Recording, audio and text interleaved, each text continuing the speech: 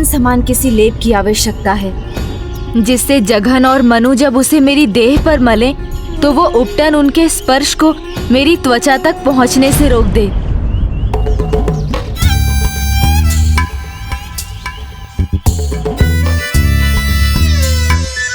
नारियल के वृक्ष पर चढ़ना हमारा काम नहीं है भैया जघन। चलिए लौट चलते हैं, कह देंगे कि हमें नारियल नहीं मिला।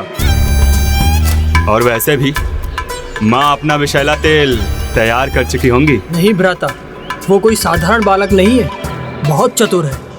यदि हम खाली हाथ लौटे तो उसे हम पर संदेह हो सकता है।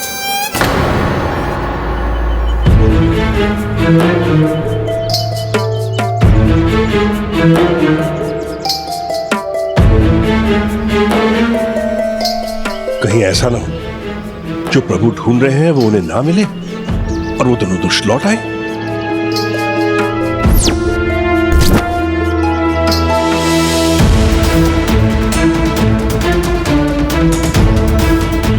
ये देखो, कहा था ना, मिल गया नारियल।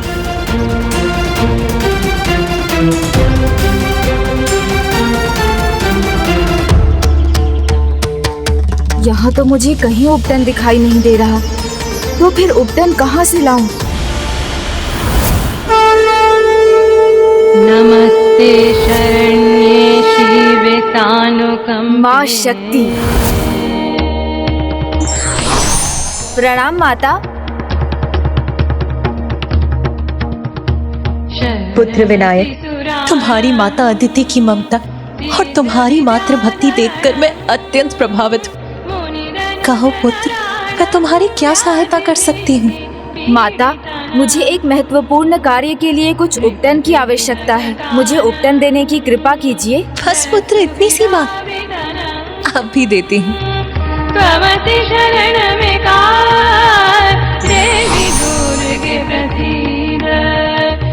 ये लो पुत्र। माता, इतनी ममता से आपने मुझे पुत्र बुलाया, इतने स्नेह से मुझे उपटन दिया। मैं वचन देता हूँ माता, मैं भी आपके प्रति पुत्र धर्म निभाऊंगा।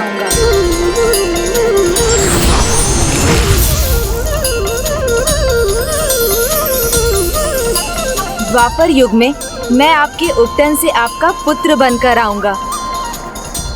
मेरे उस रूप में मुझे गणेश के नाम से जाना जाएगा और माता अदिति के समान आपकी भी ममता का सुख प्राप्त करूंगा। और माता, आपको भी उस अपार ममता के अनुभव का आनंद मिलेगा ना?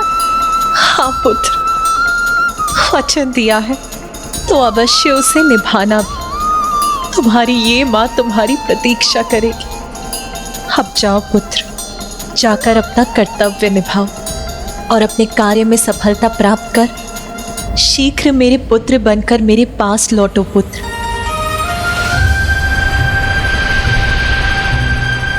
अर्थात मुझे तब भी ज्ञात था कि आगे चलकर मैं माता पार्वती का पुत्र बनकर अवतार लूंगा। अब दूसरा वचन जो मैंने विनायक के रूप में माता अदिति को दिया था कि मैं एक बार उनसे मिलने अवश्य आऊंगा। परंतु उससे पहले आपको विनायक की कथा संपन्न करनी होगी प्रभु।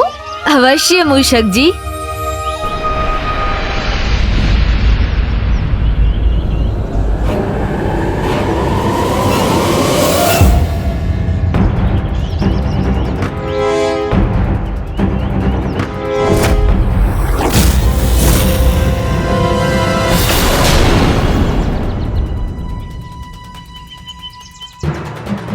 प्रभु, आप जो ढूंढ रहे थे मिला आपको? मिल गया नारियल। अतिथि को निराश करना हमारे स्वभाव में नहीं है। हाँ, कठिन अवश्य था, परंतु हम आपके लिए नारियल ले आए। और वैसे भी अतिथि तो हमारे लिए भगवान के समान है।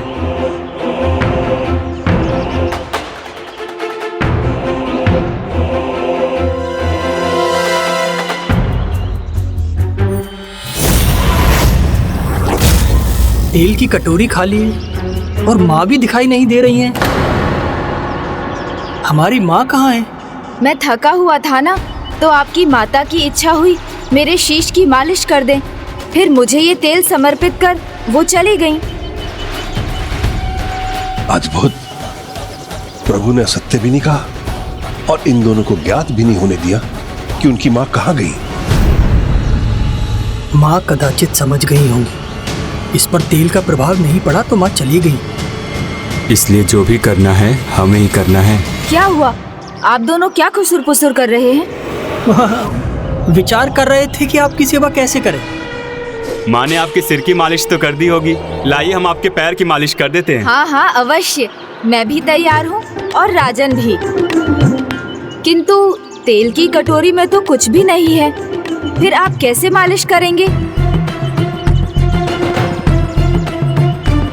वैसे माता ने मुझे ये उपटन दिया है, इससे मालिश कर दीजिए। माँ अपनी तैयारी करने के बाद ही यहाँ से गई हैं। और वैसे भी उपटन हो या तेल, हमें क्या करना है? हमें तो बस इसे स्पर्श करना है और इसकी शक्ति सोखनी है। हाँ हाँ क्यों नहीं, हम आपकी उपटन से ही मालिश कर देंगे। हाँ और फिर आपको स्नान भी करवा देंगे।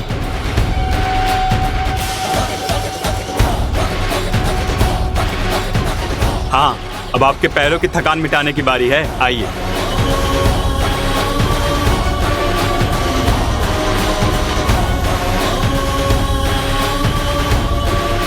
ये क्या कर रहे हैं आप?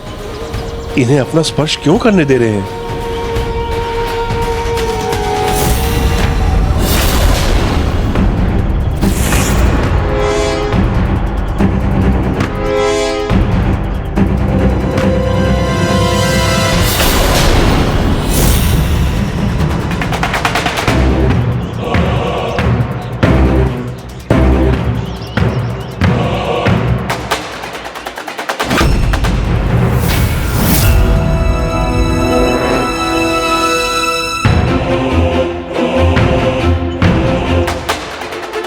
समझ नहीं आ रहा है ये हो क्या रहा है।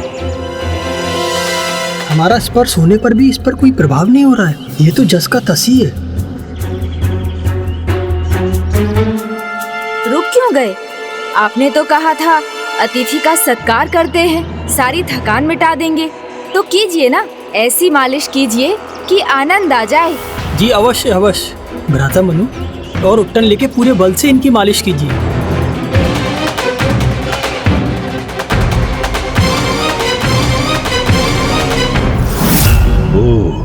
अब समझा, ये है विनायक की युक्ति। उपटन की एक परत रहेगी तो ये दोनों कुछ भी कर लें, प्रभु की त्वचा तक नहीं पहुंच सकेंगे।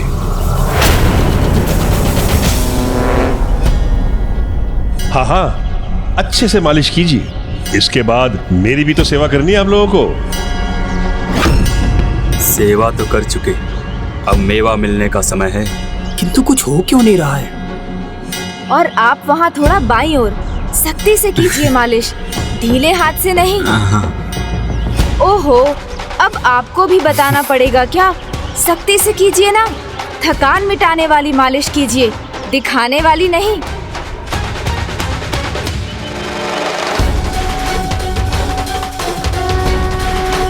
आहा, अब आनंद आया।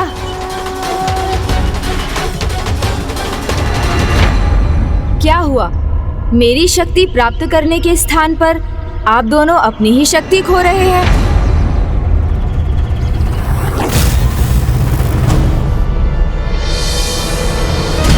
इसमें चकित होने की क्या बात है?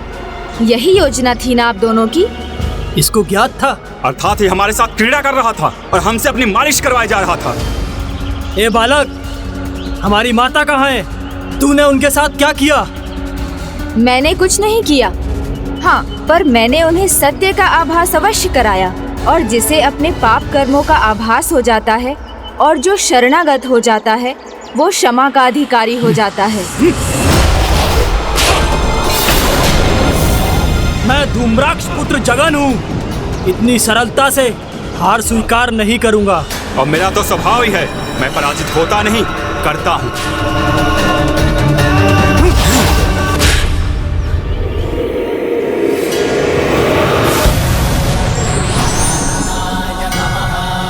और भूल मत करो, अपनी भूलों को सुधार लो, अपने अहंकार, अपने मैं पर नियंत्रण करो।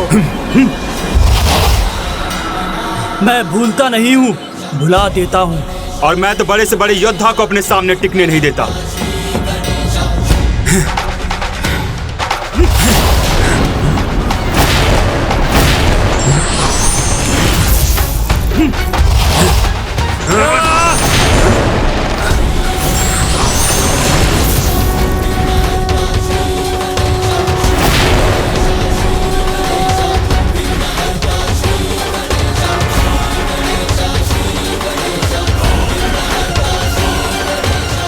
इसी नारियल से आघात करेंगे।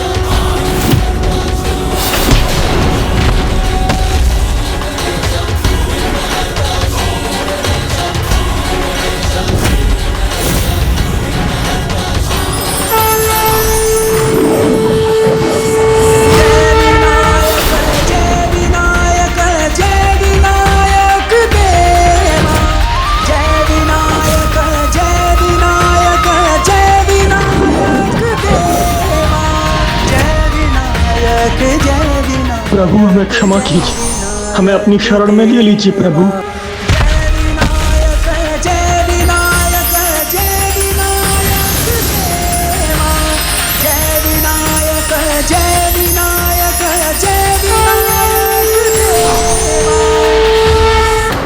आप असाधारण हैं, अद्भुत हैं। मुझे विश्वास है आप दिव्य शक्ति हैं, इसीलिए महर्षि कश्यप ने आपको मेरे साथ भेजा है। मैंने तो पहले ही कहा था राजन, मुझ पर विश्वास रखिए। अब मैं आप पर कभी विश्वास नहीं खोऊंगा, ये मेरा वचन है आपसे। विश्वास केवल शब्दों से नहीं, अपने प्रभु के प्रति सच्ची निष्ठा और भक्ति से व्यक्त होता है, और जिन्हें अपने भगवान पर अटूट विश्वास होता है उन्हें सदा मुक्ति मिलती है। किंतु प्रभु, ये दोनों तो महादुष्ट और महापापी थे, फिर आपने इन्हें मुक्ति क्यों दी? क्योंकि इन्होंने भी एक बड़ा कार्य किया। बड़ा कार्य? किसी भी कारण से की हो, किंतु इन्होंने मेरी सेवा तो की ना, और फिर मेरे चरणों पर नारियल भी चढ़ाया। कदाचित आपको नारियल चढ़ाने का महत्व नहीं ज्ञात। मैं बताता हूँ। व्यक्ति का मैं यानी उसका अहंकार नारियल का बाहरी कठोर भाग है, और यही उसकी पहचान बन जाती है। नारियल के भीतर का जल उसकी कामनाओं और वासनाओं का प्रतीक है, और जिसका प्रतीक नारियल का कोमल उज्जवल गूदा है, वो मनुष्य का सबसे पवित्र भाग स्वयं परमात्मा द्वारा रचित होता है, एवं उसके अंतर का गूढ़ भाग उसकी आत्मा और परमात्मा का एकाकार स्वरूप है। इसलिए नारियल चढ़ाने का अर्थ है अपने अहम को तोड़कर, अपने भीतर की कामना और वासना को बहाकर अपने सबसे पवित्र भाग अर्थात अपनी आत्मा को प्रभु पर समर्पित करना।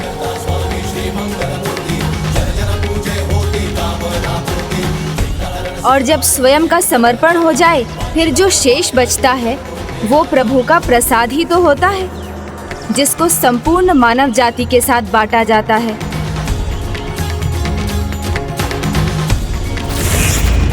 बताइए काशी नरेश, क्या समझे आप? यही कि जो अपने अहंकार को तोड़कर अपनी वासनाओं से मुक्त हो जाता है, वो प्रभु प्रसाद के समान पवित्र हो जाता है। और प्रभु का प्रसाद तो संसार के भलाई के लिए होता है, इसलिए उसको सबके साथ बांटना चाहिए। उचित कहा आपने, किंतु एक बात आप अभी भी भूल रहे हैं। जीवन की छोटी छोटी उपलब्धियां, छोटे छोटे सुख जीवन को पूर्णता प्रदान करते हैं। उन्हें कभी अस्वीकार नहीं करना चाहिए, क्योंकि उन्हें अस्वीकार किया तो एक तृष्णा, एक भूख मन में बस जाती है, और फिर उस भूख को मिटाने के लिए, उस महत्वाकांक्षा को प्राप्त करने के लिए हम बड़ी भूल कर बैठते हैं। राजन, यदि आपने आरंभ में लड्डुओं के लिए मना नहीं किया होता तो आपकी भूख नहीं बढ़ती और आप इन तीनों के जाल में ना उलझते। उचित कहा प्रभु। देवी, अब मेरे लिए प्रतीक्षा असहनीय होती जा रही है। आप अपनी ममता पर विश्वास रखिए देवी पार्वती, गणेश आ जाएगा, शीघ्र आएगा वो। मुझे अपनी ममता पर तनिक भी अविश्वास नहीं है देवी, किंतु ये एक ऐसी भावना है जिसे संभालना भी कठिन है और समझना भी कठिन है। इसे केवल एक पुत्र की माँ ही समझ सकती है। कदाचित आप इसे नहीं समझ सकेंगी देवी लक्ष्मी।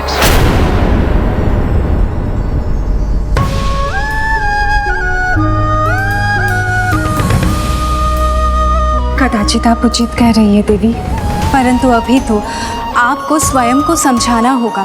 थोड़ी सी प्रतीक्षा करनी होगी आपको, क्योंकि अभी तो गणेश अपने पूर्व अवतार को लेकर अपनी सभी जिज्ञासाएं शांत कर रहा होगा। धूम्राक्ष और जृंभा की पराजय से तिलमिलाए हुए नरांतक और देवांतक अब इससे भी बड़ा विघ्न उत्पन्न करने जा रहे थे।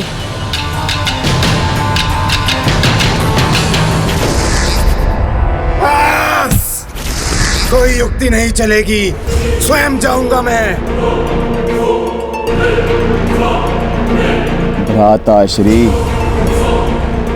युक्ति और शक्ति में तो ये पूर्ण पारंगत है, किंतु क्या ये छल का सामना कर सकेगा? इसकी परीक्षा अभी बाकी है, और यदि हम दोनों में से किसी को जाना ही होगा तो पहले मैं जाऊंगा। तो ले लो उसकी परीक्षा, ये भी करके देख लो, किंतु कौन करेगा उसके साथ ये छल? कंदर और खूपक।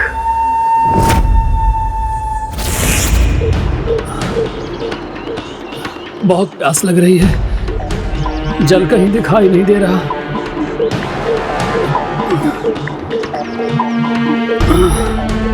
प्यास लगी है तो भटक क्यों रहे हैं? वहां देखिए, कुआं है।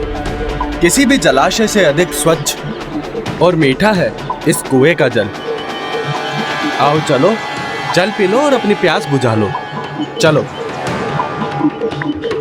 और स्वाद ही नहीं, उसका दृश्य भी बहुत अद्भुत है। कुएं में झांक कर देखोगे तो दिल आनंदित हो उठेगा। अच्छा, क्या वास्तव में इतना अद्भुत है इसका जल? विश्वास नहीं होता तो स्वयं झांक कर देख लो।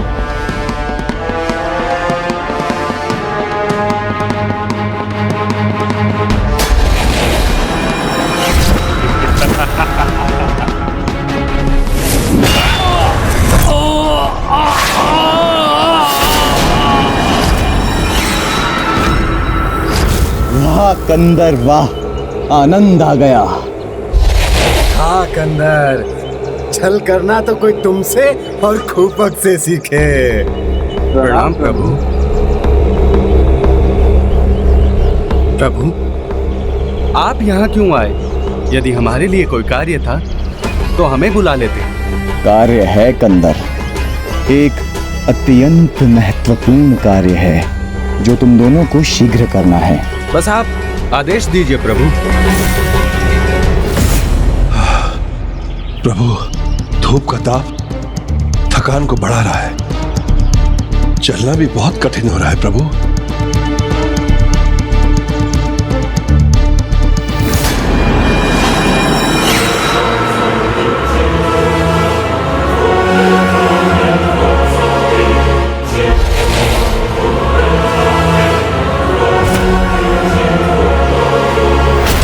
संभलिए राजन।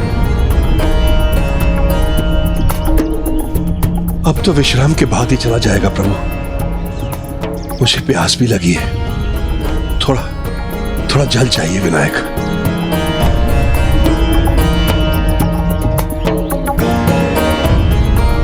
यहाँ तो दूर दूर तक जल का कोई चिन्ह भी नहीं।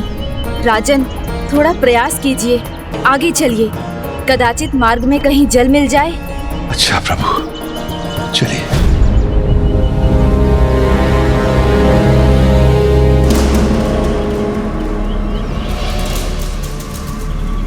क्या हुआ पुत्र? इतने व्याकुल क्यों हो? क्या चाहिए तुम्हें? प्रणाम ऋषिवर। प्रणाम ऋषिवर। जल, थोड़ा जल चाहिए। हाँ लीजिए ना। ओह, मुझे तो ध्यान ही नहीं रहा। मेरा कमंडल तो खाली हो चुका है, इसका तो जल मैं ही पी गया। किंतु चिंतित ना होइए राजन, निकट में ही जल का कूप है जिस पर स्वयं देवताओं की कृपा है, जिसमें सदा ही जल रहता है। उसके दिव्य जल की चमक तो बहुत ही आनंददायक है, जैसे प्रभु का आशीर्वाद हो। उसके जल के पान से तुम पुण्य के भागी बनोगे पुत्र। ये ऋषि इस कूप की कुछ अधिक ही प्रशंसा कर रहे हैं। उचित है ऋषिवर, इतना अद्भुत कूप है, मैं मना कैसे कर सकता हूँ। चलिए, मुझे उसके निकट ले चलिए। नहीं राजन, पिताश्री ने मुझे आपकी सहायता के लिए भेजा है, तो आपके लिए जल लाने का कर्तव्य भी मेरा है। उचित है। हाँ राजन, आप थके हैं, मैं इस बालक को कूप दिखा देता हूँ। चलो बालक। ऐसा क्यों लग रहा है? मैंने इन ऋषि को पहले भी कभी देखा है। ऐसा अद्भुत जल है इस कूप का, जैसे इसमें जल नहीं अमृत हो।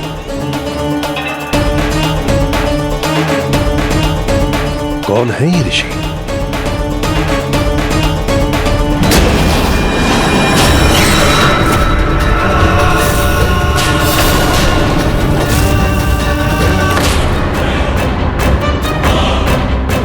मैं कंदर हूँ, त्रिलोकाधिपति देवांतक और नरांतक का दूत हूँ। तुम्हें उनकी अधीनता स्वीकार करनी होगी। ये तो वो दुष्ट असुर है।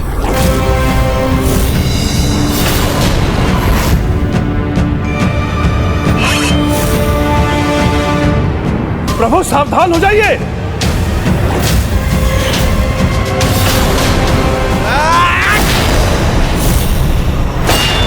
प्रभु!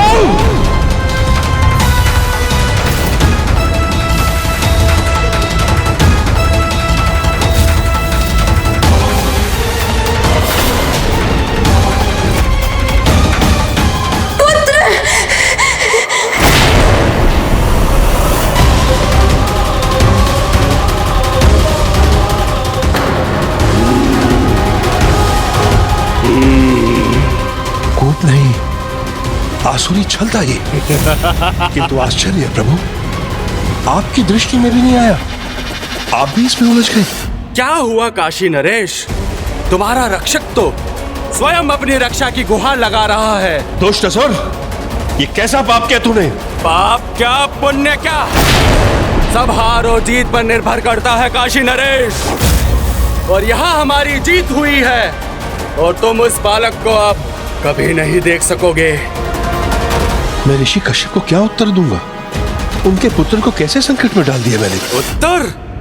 क्यों व्यर्थ में चिंता करते हो राजन? तुम्हें इसकी आवश्यकता नहीं पड़ेगी, क्योंकि तुम्हारी भी मृत्यु का समय आ गया है। अचंभित क्यों होते हो? भला देवांतक और नरांतक की अधीनता छोड़कर कोई बालक की शरण लेता है क्या? तुम्हारी मूर्खता का परिणाम यही होना था। अब भुगतो। वीर योद्धा परिणाम की चिंता नहीं करते, युद्ध करते हैं। आओ युद्ध करो मेरे साथ। एक और मूर्खता कर रहे हो राजन। चलो, अब तुम्हारी दोनों मूर्खता का दंड अवश्य मिलेगा।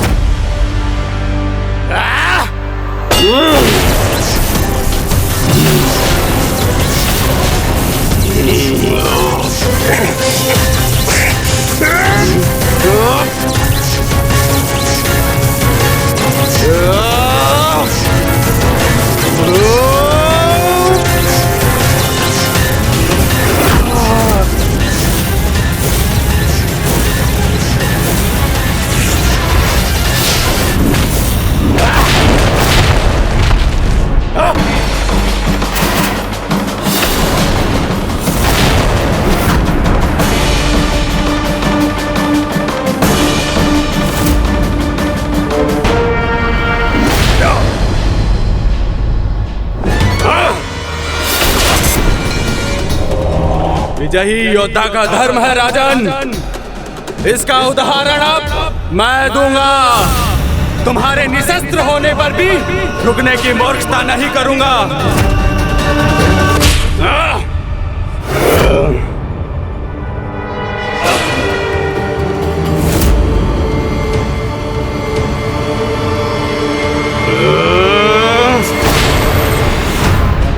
विश्वास है तो आस ही आस है, और मैं कहता हूँ विश्वास है तो संकट में भी समाधान है। मुझ पर विश्वास रखिए।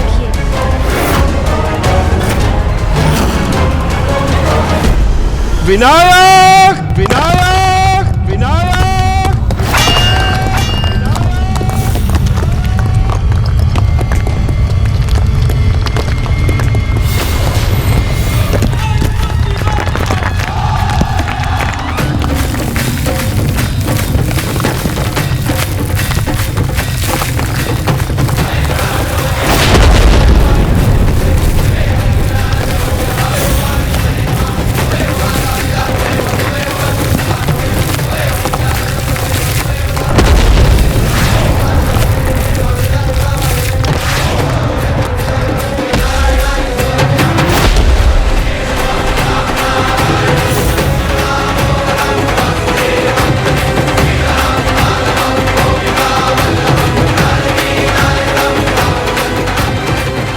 असंभव। पितृकूपक का निर्मम वध कर दिया इसने। कैसे?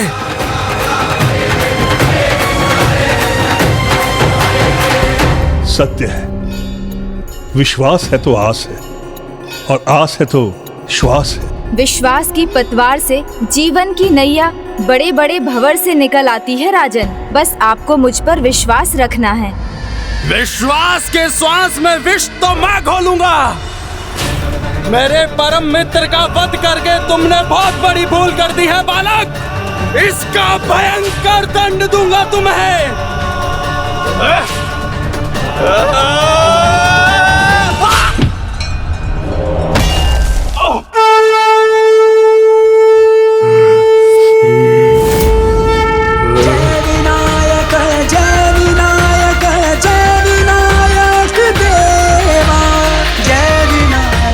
अद्भुत। विनायक जय विनायक देवा।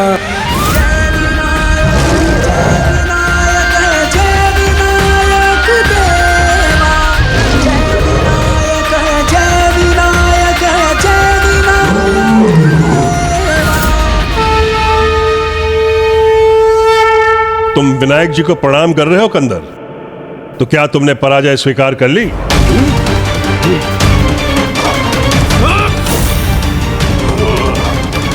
ना प्रणाम ना पराजय, कुछ नहीं था वो। जो मैंने देखा वो सत्य नहीं, ब्रह्म था वो। तुम्हारी माया थी वो। तुम्हारी माया से तुम मुझ पर विजय नहीं प्राप्त कर सकते।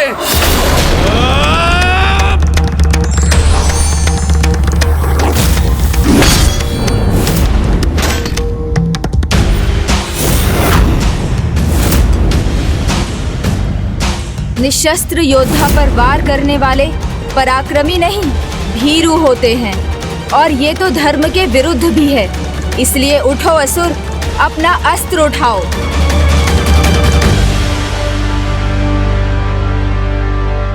जो अवसर का लाभ नहीं उठाते वो योद्धा नहीं, मूर्ख होते हैं बालक। तुम भी वही मूर्खता कर रहे हो जो काशी नरेश ने की थी। अवसर मिलने पर मेरा वध न करने की मूर्खता। यही तुम्हारी इच्छा है तो मैं उसे अवश्य पूर्ण करूंगा।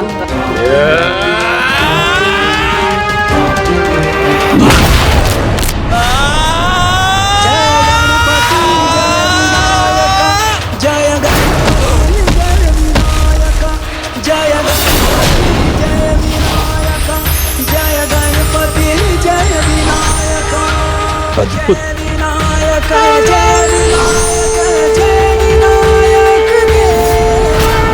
हे प्रभु, मन में अविश्वास आते ही आपका चमत्कार फिर से विश्वास जगा देता है। आपकी चतुराई, आपकी शक्ति दोनों के आगे मैं नतमस्तक हूं प्रभु। किंतु प्रभु, एक बात समझ में नहीं आई, आपने इन दुष्टों को मुक्ति क्यों दी? जाने या अनजाने में की गई सेवा का फल तो इन्हें मिलना ही था। जहाँ एक ओर कूपक ने धूप के प्रकोप से मुझे बचाया, विश्राम करने का स्थान दिया, वहीं दूसरी ओर कंदर ने अपने अस्त्र को मेरे चरणों में रखकर मुझे प्रणाम किया। इसलिए दोनों को मुक्ति मिली। आपकी लीला, आपका चमत्कार ईश्वर के समान है। हे महर्षि पुत्र विनायक, आपके भीतर ईश्वरीय गुण है। चमत्कार विश्वास का आधार नहीं होता राजन, क्योंकि कोई मायावी भी चमत्कार दिखाकर लुभा सकता है। विश्वास सच्चा तभी हो सकता है जब वो श्रद्धा और भक्ति पर आधारित हो। मैं समझ गया प्रभु। समझना और मानना दो सर्वथा भिन्न बातें होती हैं, किंतु मुझे विश्वास है जो बात आपने अभी समझी है, शीघ्र आप उसे मानने भी लगेंगे।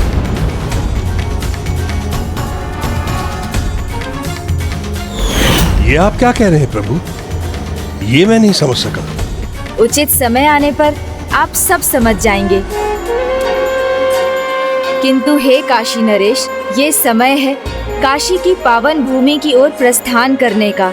हाँ प्रभु, उचित कह रहे हैं आप। इससे पहले नरांतक और देवांतक हमें रोकने के लिए किसी और को भेजें। हमें काशी की सीमा में प्रवेश कर जाना चाहिए।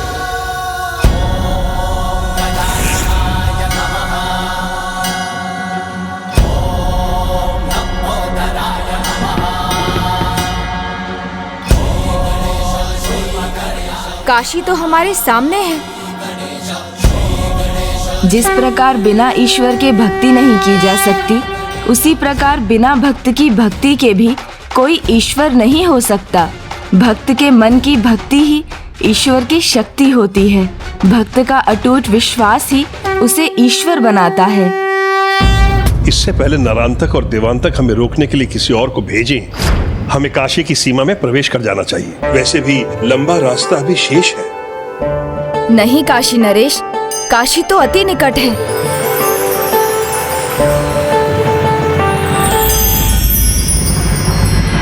हाँ प्रभु, मुझे तो लगा था कि हम मार्ग भटक गए, लेकिन हम तो काशी पहुंच गए। मैंने कहा था ना राजन, लक्ष्य पर स्थिर रहने वालों को मार्ग स्वयं मिलता जाता है। हाँ प्रभु। किंतु जो लक्ष्य प्राप्ति के लिए अधर्म का मार्ग अपनाते हैं, उनका विनाश ही उनका लक्ष्य बन जाता है, जिसकी ओर वो निरंतर बढ़ते जाते हैं। चलिए राजन।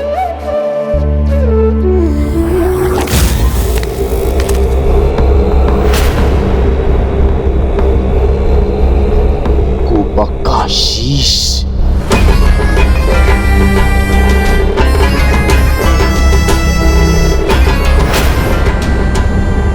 अंदर भी नहीं रहा। बस अब बहुत हुआ नारांतक, अब और नहीं सहेंगे हम। उस उद्दंड बालक को रोकना भी होगा और टोकना भी होगा।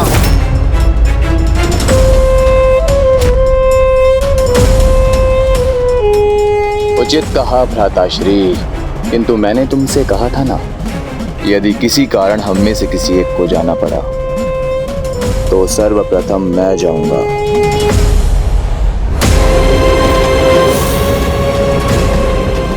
दंड के भागी तो वो दोनों हैं, वो बालक भी और काशी नरेश भी।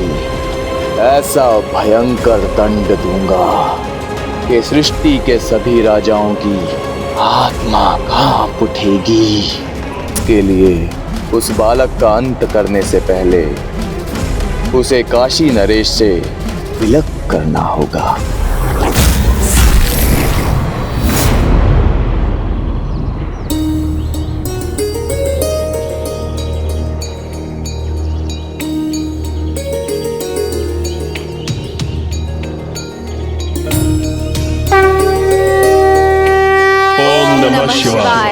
हर हर महादेव।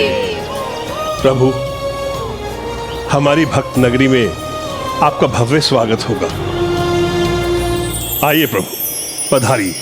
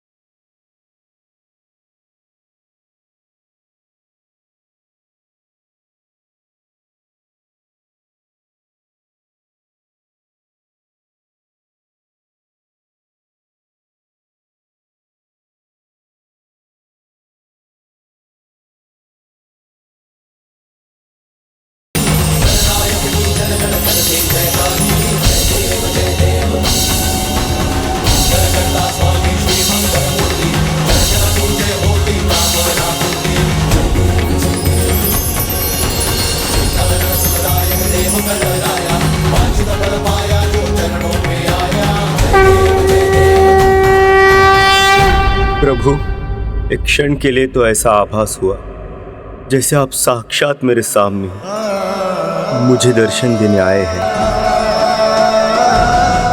स्वामी, प्रभु का आभास होना तो किसी भी भक्त के लिए सुखद ही है, किंतु ये आभास भी होना चाहिए आपको कि पूजा के साथ पेट पूजा भी आवश्यक है।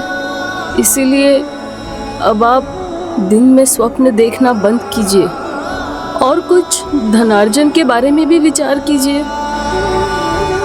भाग्यवान, भक्त पर अविश्वास उचित नहीं, न भ्रम था न स्वप्न था, सत्य था मेरा आभास। और भगवान तो कहीं भी कभी भी आ जा सकते हैं, तो अपने भक्त को अपने होने का आभास नहीं करवा सकते।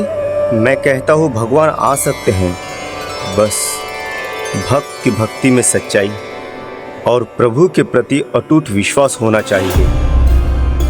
प्रभु का भक्त ये शुक्ल शर्मा एक न एक दिन अवश्य प्रमाणित करेगा। वो दिन जब आएगा तब हम भी कर लेंगे प्रभु के दर्शन। परंतु अभी तो आप तुरंत ही दुकान जाइए, वहाँ आपके ज्येष्ठ आपकी प्रतीक्षा कर रहे होंगे। अन्यथा अपनी भाभी के मुख से खरी खोटी सुनने के लिए तैयार रहिए, वो अभी दुग्ध लेकर आती ही होंगी। खरी हो या खोटी, जो सुनना पड़े सुनूंगा, किंतु अपने प्रभु की पूजा छोड़कर नहीं जाऊंगा। आप समझते क्यों नहीं स्वामी?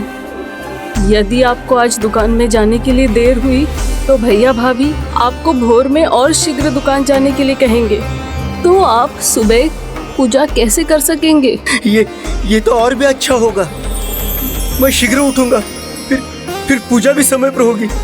ना धर्म से मुख मोड़ूंगा और ना ही कर्म से।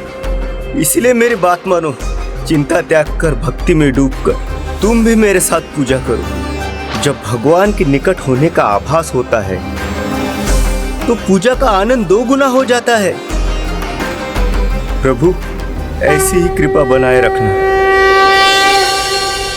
काशी नरेश की जय, महर्षि कश्यप पुत्र महोत्कट विनायक की जय, काशी नरेश की जय, महर्षि कश्यप पुत्र महोत्कट विनायक की जय, काशी नरेश की जय, महर्षि कश्यप पुत्र महोत्कट विनायक की जय, काशी नरेश की जय, महर्षि कश्यप पुत्र महोत्कट विनायक की जय, काशी नरेश की जय, महर्षि कश्यप पुत्र महोत्कट विनायक की जय, काशी नरेश की जय, महर्षि कश्यप पुत्र महोत्कट विनायक की जय, महर्षि कश्यप पुत्र महोत्कट विनायक की जय।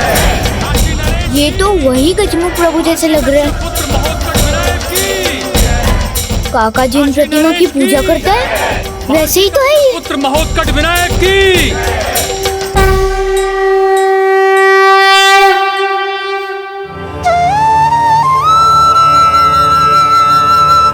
देखो प्रिय, इनके मुख के तेज को देखकर ऐसा नहीं लग रहा है जैसे प्रभु हमारे नगर में हो, यहीं हमारे समीप हो। काशी नरेश की, महर्षि कश्यप पुत्र महोत्कट विनायक की, काशी नरेश की, महर्षि कश्यप पुत्र महोत्कट विनायक की, काशी नरेश की, महर्षि कश्यप पुत्र महोत्कट विनायक की, काशी नरेश की, महर्षि कश्यप पुत्र महोत्कट विनायक की। प्रभु यहाँ आए हैं, तो मैं अपने भजन से उनका स्वागत करूंगा।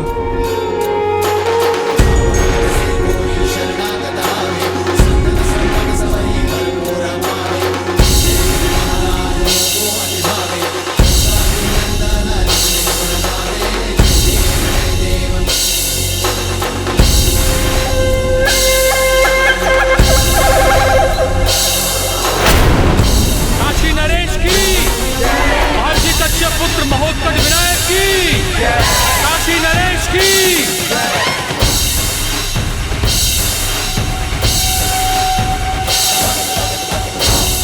बस बस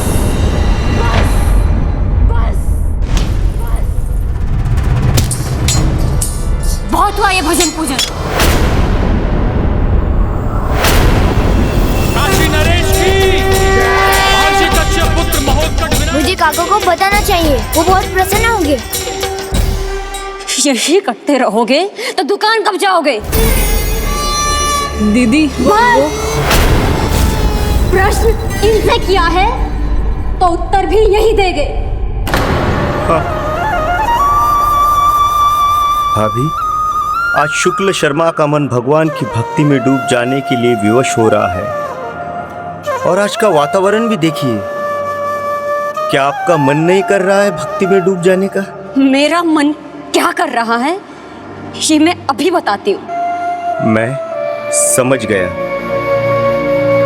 बस अपनी पूजा संपन्न करके दुकान पर चला जाऊंगा। नहीं नहीं, आपको कष्ट करने की क्या आवश्यकता है देवर जी? आपके ज्येष्ठ भ्राता है ना, वो दुकान व्यापार सब संभाल लेंगे। अजगर करे न चाकरी, पंछी करे न काम, गाते रहिए सबके दाता भगवान। आप तो भजन कीर्तन कीजिए और हम पर बोझ है तो बोझ ही बने रहिए। हमें क्षमा कर दीजिए दीदी, अब से इन्हें दुकान में जाने के लिए कभी देर नहीं होगी। दीदी मैं इन्हें अभी भेज देती हूँ। स्वामी ये लीजिए, आप अभी चले जाइए। हाँ हाँ चले जाएंगे, बहुत देखे मैंने ऐसे दिखावे। आज तक तो तुम सदा से इनका ही साथ देती रही, किंतु अब मैं ही सख्ती करूंगी। अब देखो, अब भोर से तुम्हारे भैया नहीं तुम दुकान पर जाओ, फिर मैं देखूंगी कैसे नहीं छूटा तुम्हारा ये पूजा पाठ और ये निठल्लापन। उचित है दीदी, हमें क्षमा कर दीजिए।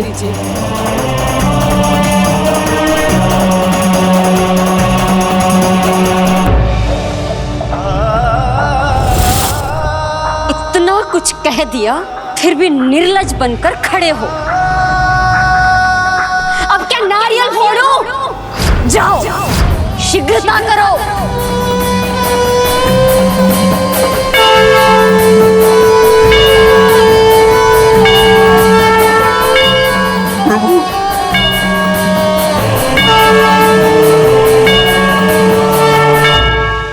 काका काका काका, एक अद्भुत सूचना है आपके लिए। आप सुनेंगे तो चकित हो जाएंगे। आज नगर में उत्सव और आनंद है, क्योंकि काशी नरेश एक अद्भुत गजमुख बालक के साथ लौटे हैं।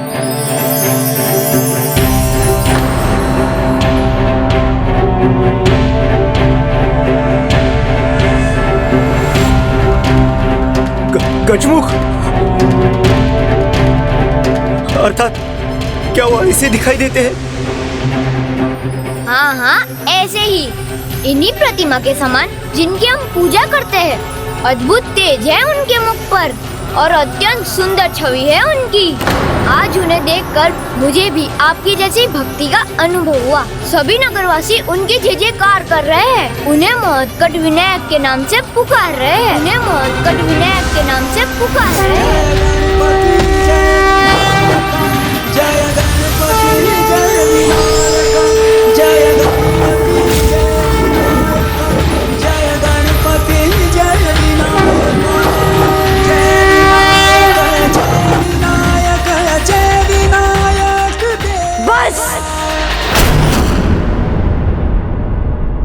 शांत हो जाओ तुम। तुम्हारा रोग मेरे पुत्र को भी लग रहा है। तुम्हारी देखा देखी में ये भी भटकने लगा। भाभी ये क्या कह रही है आप? भक्ति तो उचित मार्ग दिखाती है, भटकाती नहीं है। देखा मैंने क्या कहा था? मुझे प्रभु के आगमन का आभास हुआ था। और देखो मुन्ना ने भी यही कहा था। स्वयं गजमुख विनायक हमारे यहाँ पधार रहे हैं। वो यही है, यहाँ हमारे नगर में। महर्षि कश्यप पुत्र महोत्कट विनायक की, काशी नरेश की, महर्षि कश्यप पुत्र महोत्कट विनायक की, काशी नरेश की। भाभी क्षमा कीजिए भाभी, आज एक भक्त को भक्ति में खो जाने दीजिए। एक भक्त को जो करना है वो मुझे करने दीजिए भाभी। आज मुझे अपने प्रभु का दर्शन कर उन्हें अपने घर आने का आमंत्रण देना है। ओह, तो ढूंढ लिया उपाय फिर से कार्य पर नहीं जाने का? नहीं भाभी, ऐसा नहीं है। ये तो मेरे हृदय की भक्ति की पुकार है। बस अब भाभी मुझे जाने दीजिए भाभी। भैया प्रभु ने मेरी सुन ली, वो आ रहे हैं, अपने भक्त को दर्शन देने आ रहे हैं। अब मैं उन्हें आमंत्रित करने जा रहा हूँ। कहीं नहीं जाओगे तुम मेरे साथ दुकान चलोगे। भैया मुझे जाने दीजिए, मेरे प्रभु आए हैं, वो महाराज के साथ आए हैं। राजा है वो, उनके अनेक अतिथि होते हैं। तो क्या प्रत्येक अतिथि को तुम्हारा भगवान मान लूं क्या मैं? नहीं, वो गजमुख कोई और नहीं, मेरे प्रभु ही है। एक भक्त का हृदय कभी झूठ नहीं कहता। भैया मुझे जाकर उन्हें भोजन का आमंत्रण देने दीजिए। जब वो आएंगे तो आपको भी विश्वास हो जाएगा। मुझे विश्वास हो गया है तुम भक्ति की आड़ में अपना हालत छुपा रहे हो। क्या ये सब भगवान निमंत्रण, वो यहाँ पे आएंगे? मैं मूर्ख नहीं हूँ। आएंगे ना भैया। जब वो एक भक्त की गुहार सुनकर काशी तक आ गए तो अपने घर भी आएंगे। कश्यप पुत्र महोत्कट विनायक की भैया काशी नरेश भैया मुझे जाने दीजिए भैया। मेरा विश्वास कीजिए। मैं बुलाऊंगा तो वो अवश्य आएंगे। मुझे जाने दीजिए। महर्षि कश्यप पुत्र महोत्कट विनायक की काशी नरेश की महर्षि कश्यप पुत्र महोत्कट विनायक की काशी नरेश की महर्षि कश्यप पुत्र महोत्कट विनायक की काशी नरेश की महर्षि कश्यप पुत्र चलिए मान लिया भगवान है वो आपके, पर काशी तो नगरी ही भक्तों की है। तो आपको लगता है कि इन भक्तों की नगरी में आप ही उनके सबसे बड़े भक्त हो, निमंत्रण देना है। भाभी भक्ति में छोटा या बड़ा कहाँ होता है? बड़ी तो बस भक्त की आस्था होती है, बड़ा भक्त का विश्वास होता है। मैं बुलाऊंगा तो प्रभु अवश्य आ जाएंगे और मैं ये आपको प्रमाणित कर दूंगा। तो जाओ आज प्रमाणित कर ही दो। हम भी तो देखें तुम जैसे निठल्ले से कौन भेंट करने आता है, वो भी साधारण व्यक्ति नहीं, स्वयं महाराज की अतिथि, वो भी काशी नरेश का राजभवन छोड़ के तुम जैसे साधारण व्यक्ति के यहाँ पे। तो जाओ।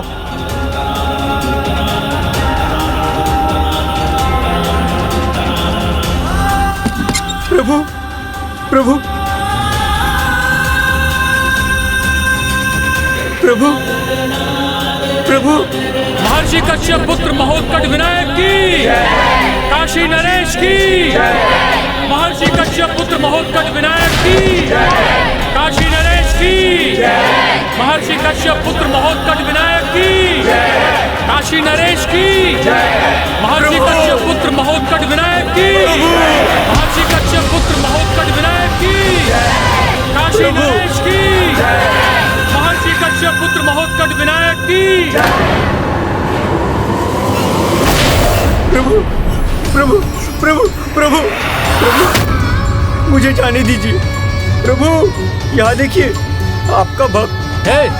ये राजभवन है, अनुमति के बिना तुम प्रवेश नहीं कर सकते। मैं यूं जाऊंगा, आमंत्रण दूंगा और लौट जाऊंगा। दर्पण में अपना मुखड़ा देखा है? चला है प्रभु को आमंत्रित करने। प्रभु भक्त का मुख नहीं देखते, उन्हें तो मोह है बस भक्ति का। प्रहरी जी मुझे अंदर जाने दीजिए। प्रहरी जी प्रभु को भाई या ना भाई, हमें तुम्हारा मुखड़ा नहीं भाया। चले जाओ यहाँ से, फिर लौटे तो देखना। और हाँ, तुम्हारे प्रभु को तुमसे मिलना होगा तो स्वयं चले आएंगे तुम्हारे मन की पुकार सुनकर। बड़े ज्ञानी है प्रहरी जी, कितने ज्ञान की बात कहे गए।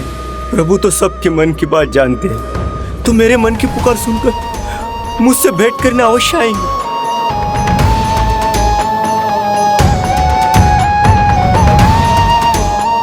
प्रभु आपका भक्त आपको भोजन के लिए आमंत्रित करता है,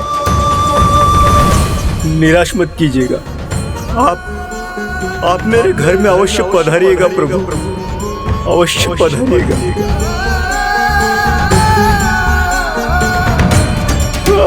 आप पधारेंगे ना प्रभु, आप पधारेंगे ना प्रभु, आप पधारेंगे ना प्रभु।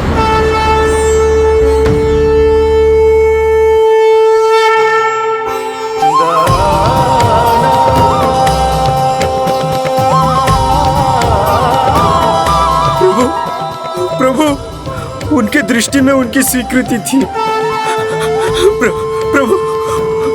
प्रभु ने मेरे और देखा, अर्थात वो मेरे घर आएंगे। प्रभु आ रहे हैं मेरे घर। प्रभु मेरे घर आ रहे हैं। प्रभु मेरे घर आ रहे हैं।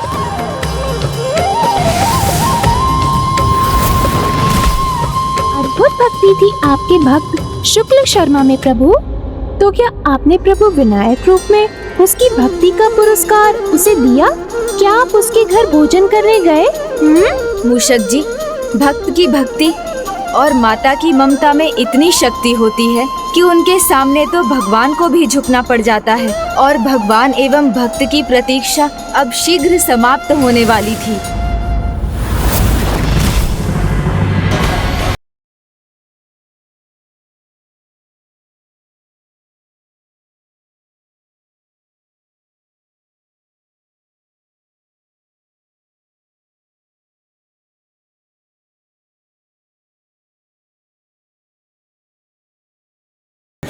यहाँ विश्राम कीजिए, मैं आपके लिए 56 भोग भोज की व्यवस्था कराता हूँ।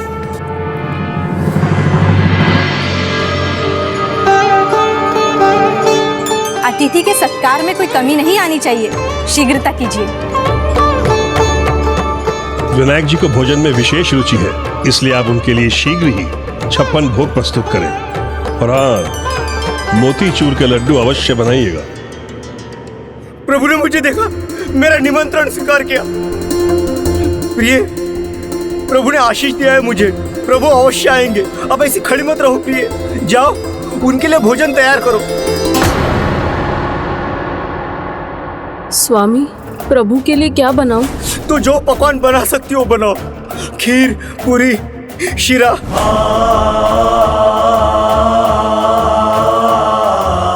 मैं अभी देखती हूँ स्वामी, रसोई घर में क्या है और मैं क्या बना सकती हूँ। हाँ, जाओ वाह जाओ। वाह वाह, अति उत्तम।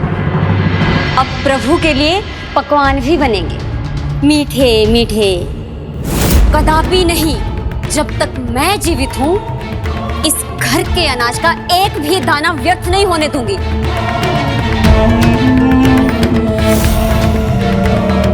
प्रभु के लिए बनाया हुआ भोजन व्यर्थ कैसे हो सकता है भाभी? बातें मत बनाइए देवर जी, भूख तुम्हें लगी है। खीर, पूरी, हलवा खाना तुम्हें है और नाम भगवान का ले रहे हो।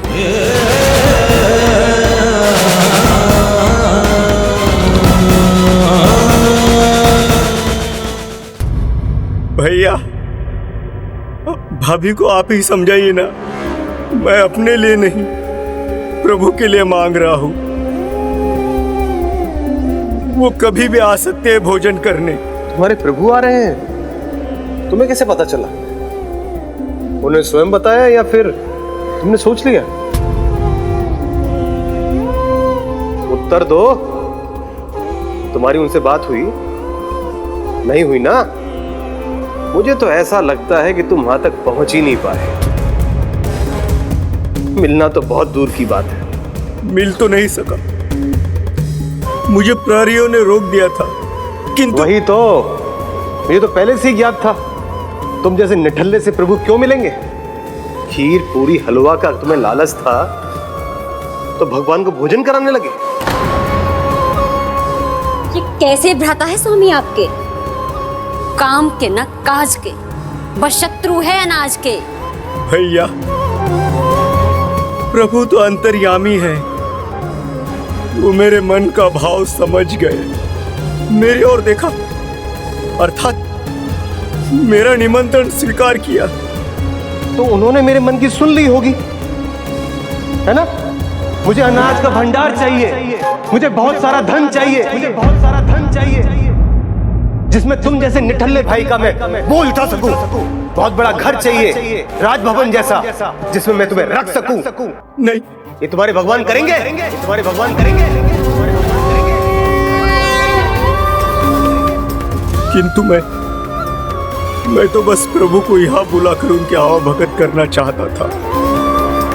खीर पूरी नहीं तो एक व्यंजन बने, इतना अनाज तो दे ही दो।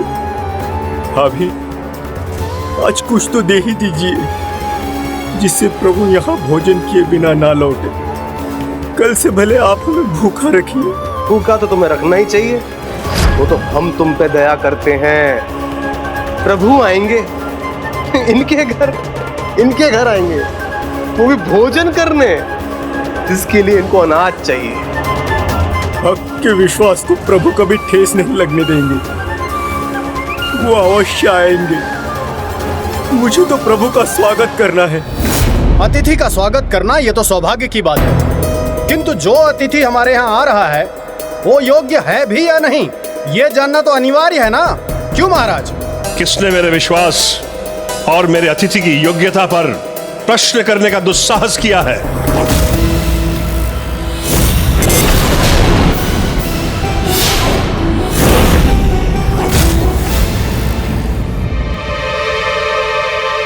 क्षमा करें महाराज, सत्य यदि कटु हो तो उसे दुस्साहस नहीं कहते, मित्रवत व्यवहार कहते हैं। ज्योतिषी महाराज प्रणाम। आइए पधारिए।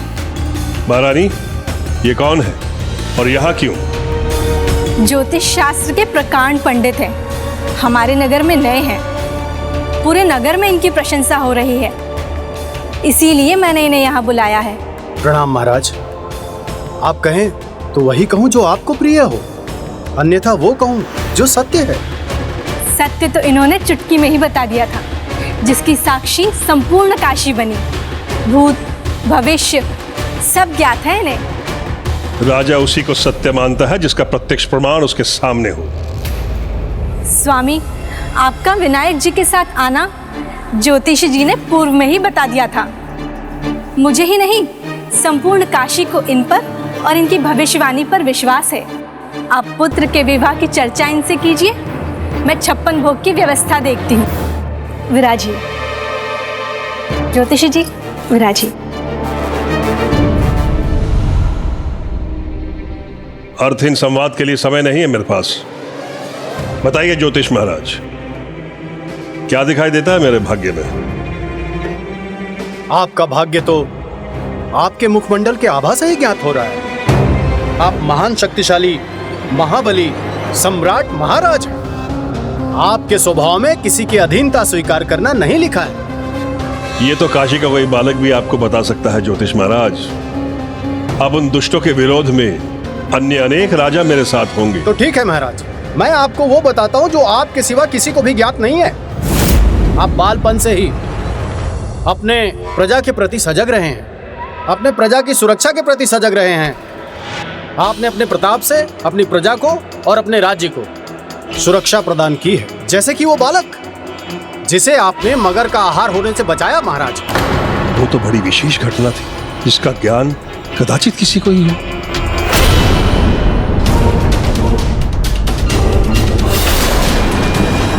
आपकी भुजा पर यह चिन्ह उसी घटना के बाद का है ना?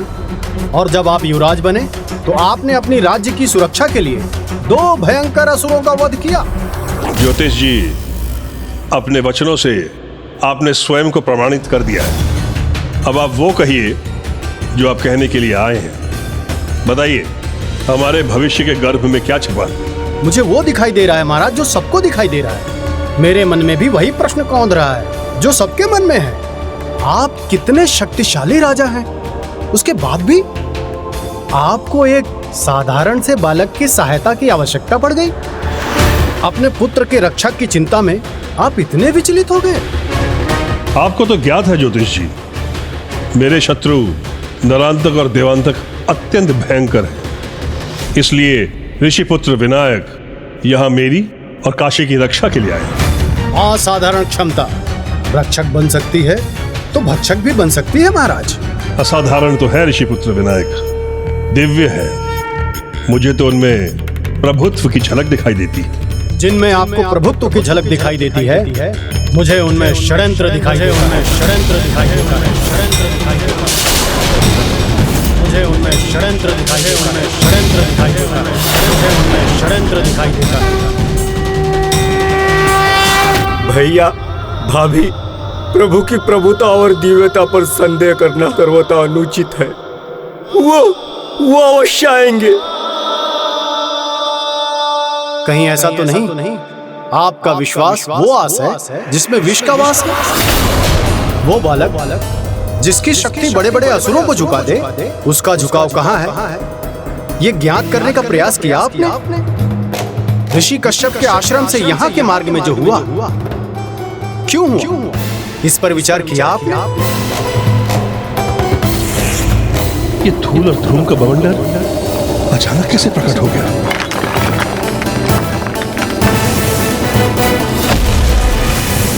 हाँ ज्योतिष महाराज, विनायक जी ने अपने दिव्य शक्तियों का परिचय दिया, मेरी रक्षा की, असुरों की एक नहीं सुनी। आपकी भी तो नहीं सुनी? आपने जितने भी उपाय बताए उन्होंने नकार दिया। पहले आपको संकट में प्रवेश कराया, उसके बाद स्वयं उबार भी दिया। अब आप ही बताइए महाराज, क्यों? क्या होने वाला है उन्हें पहले से ही ज्ञात कैसे था? अंतर्यामी है वो, सर्वव्यापी है वो। भक्त कुछ कहे ना कहे, परंतु उसकी हृदय की पुकार प्रभु स्वतः ज्ञात कर ही लेते हैं। सोचिए महाराज, आरंभ में ही आसुरी बवंडर आया, उस बवंडर को अपना मार्ग बदलने दिया। क्यों महाराज? क्योंकि वो जानते थे कि वो दुष्ट वहां मिलेगा और वो उनका सामना वहां कर सकते हैं। धूम्राक्ष का वध यही ना? वहीं से आपको उन पर विश्वास हुआ। धूम्राक्ष जैसे असुर के पास दिव्य अस्त्र प्राप्त था। उसके हाथ में आने से पहले जिस बालक ने उसका वध किया, उसकी दिव्यता पर संदेह करने की मूर्खता भला मैं कैसे कर सकता हूं? तो क्या लड्डू खाना, आपको चिंता में डालना, आपकी भूख बढ़ाना, ये क्या था महाराज? ये मूर्खता थी? नहीं, कदाचित ये धूर्तता थी, ताकि जृंभा और उसके पुत्रों के जाल में आप फंस जाएं और उनसे आपको वो मुक्त कराएं। क्यों महाराज? इसलिए कि आपका विश्वास वो पा सके, इसीलिए वो ऐसा कर रहे हैं। जब उन्होंने कूपक के भीतर प्रवेश किया, स्मरण है आपको, वो कूपक के बाहर तब तक नहीं आए जब तक आपका जीवन संकट में पड़ नहीं गया।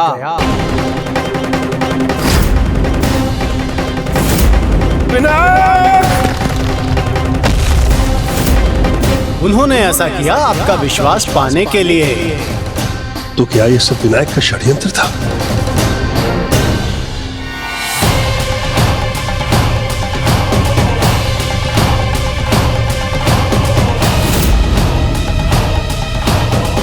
तो क्या एक संकट से उभरने के लिए मैंने दूसरा संकट मोल ले लिया?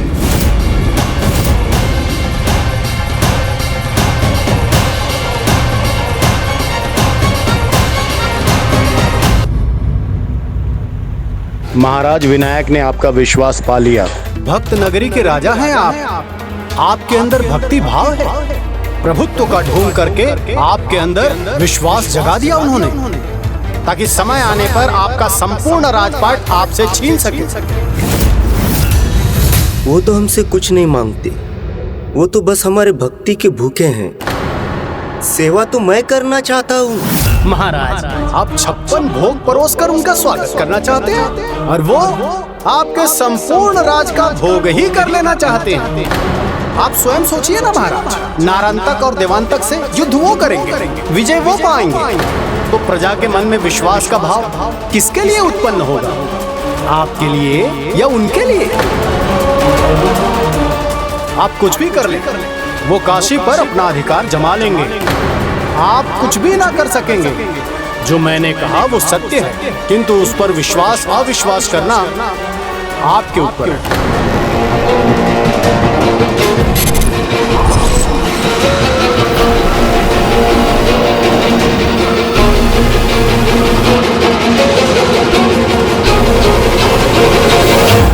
भैया, भाभी,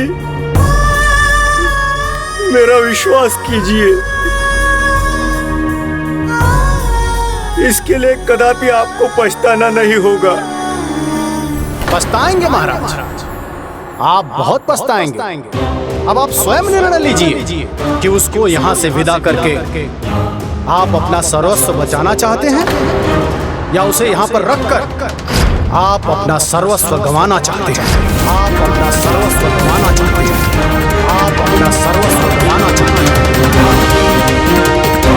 भैया, मेरा जो कुछ भी है वो सब प्रभु का है। मैं तो अपना सब कुछ खोकर भी एक बार उनकी सेवा का सुख पाना चाहता हूँ। मुझे आज उन्हें भोजन परोसने के लिए कुछ अन्न दे दीजिए। उसके लिए कुछ भी ले लीजिए।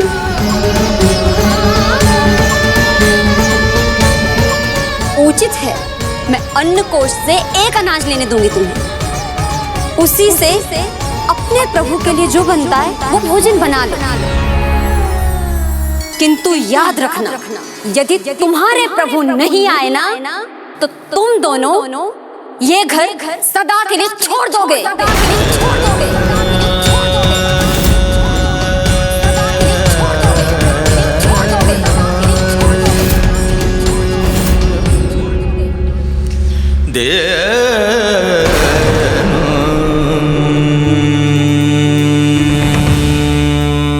चौंक क्यों गए? तुम्हें तो पूरा विश्वास है ना अपने प्रभु पर, तो फिर शंका किस बात की है?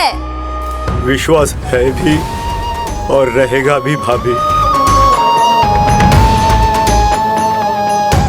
मुझे स्वीकार है, मैं वचन देता हूँ, प्रभु नहीं आए तो ये घर मैं सदा के लिए छोड़कर चला जाऊंगा। तो ये घर मैं सदा के लिए छोड़कर चला जाऊंगा। तो ये घर मैं सदा के लिए छोड़कर चला जाऊंगा।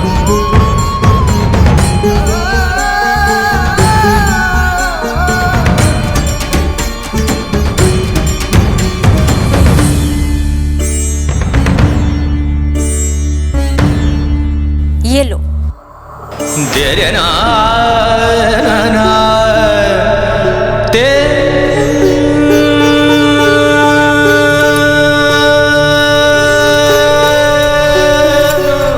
और इससे जो चाहे अपने प्रभु के लिए बना लो, किंतु अपना वचन स्मरण रखना। यदि तुम्हारे प्रभु नहीं आए ना, तो तुम और तुम्हारी ये निठल्ली पत्नी मुझे यहाँ नहीं दिखने चाह रहे।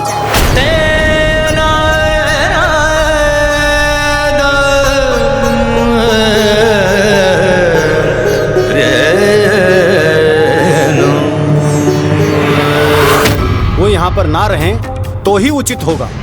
आपको उसे यहाँ से जाने के लिए कहना होगा। आपकी सुरक्षा उसी में है महाराज।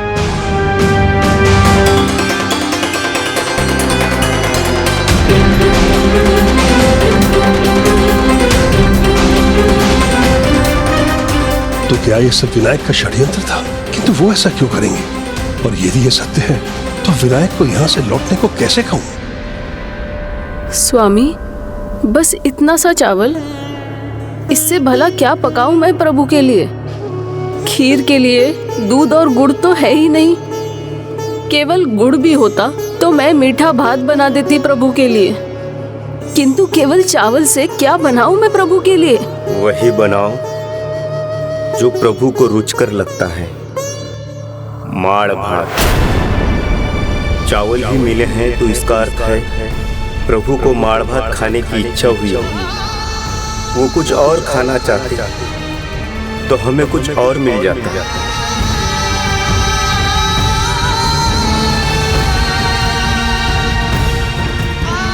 इसलिए तुम चिंता मत करो, माड़ भात ही पका दो। उचित है स्वामी।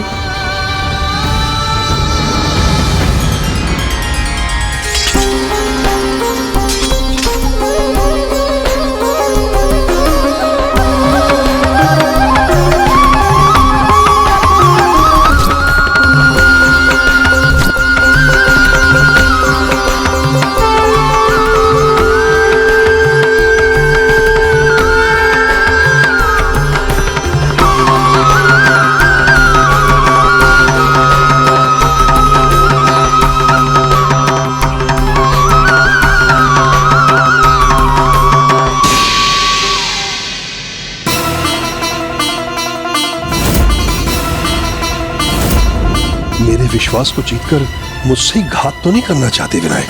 नहीं नहीं, मुझे सतर्क रहना चाहिए।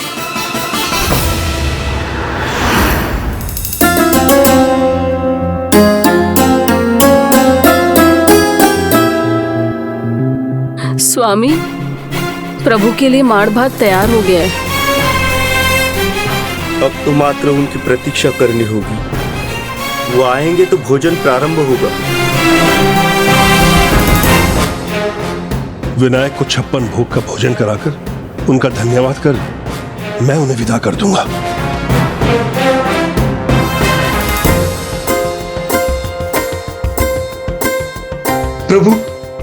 प्रभु शीघ्र आएंगे।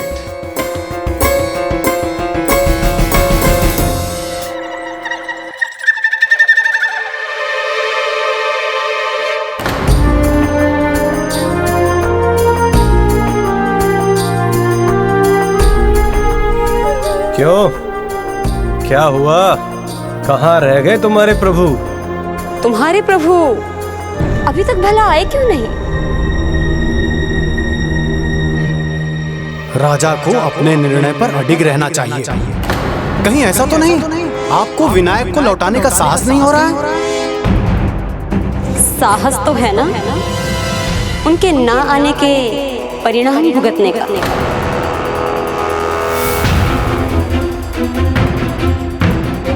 ये घर हमेशा के लिए छोड़ने का। आपने उसे लौटाने का साहस नहीं किया ना महाराज, तो आपको अपना राजपाट छोड़ने का साहस करना होगा। तो आपको अपना राजपाट छोड़ने का साहस करना होगा। आपको अपना राजपाट छोड़ने का साहस करना होगा। होगा वही जो प्रभु को स्वीकार होगा, किंतु भक्ति भाव से भरा मेरा मन ये जानता है वो अवश्य आएंगे। उन्होंने बार बार मुझे स्वयं पर विश्वास रखने को कहा था, किंतु यदि इसके पीछे मेरा राज्य छीनने का षड्यंत्र था तो उसे मैं कदापि पूर्ण नहीं होने दूंगा।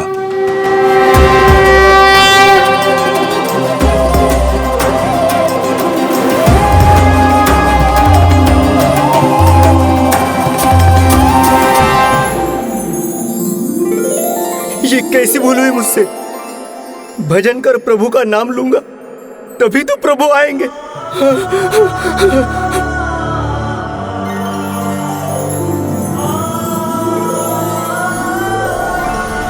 प्रभु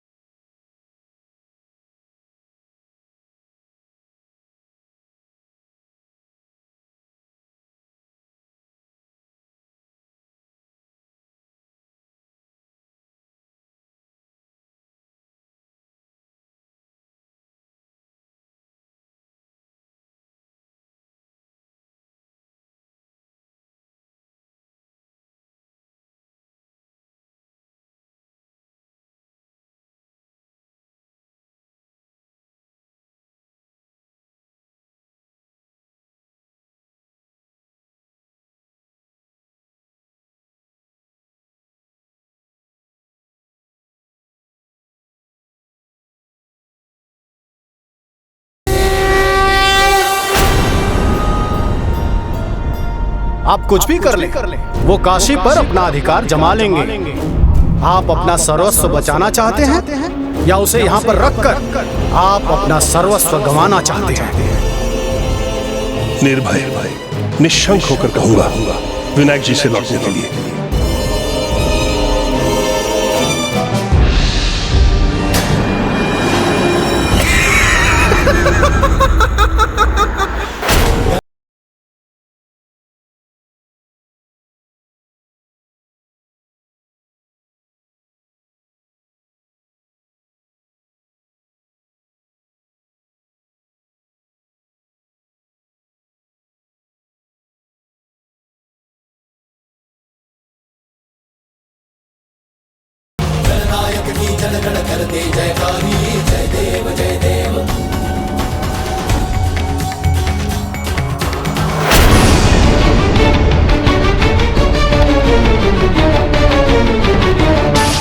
विनायक जी यहाँ नहीं तो कहाँ गए?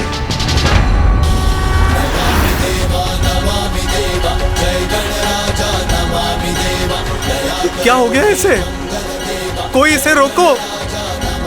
इसके प्रभु तो आए नहीं, कहीं ये नृत्य भजन करते करते इसके प्राण न चले जाएं।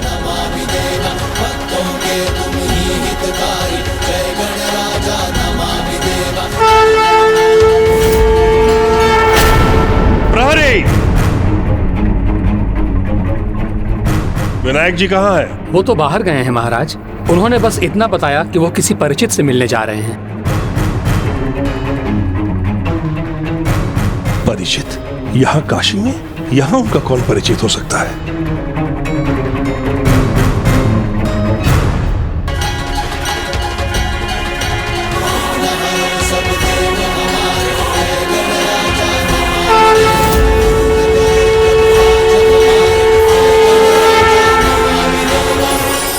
स्वामी,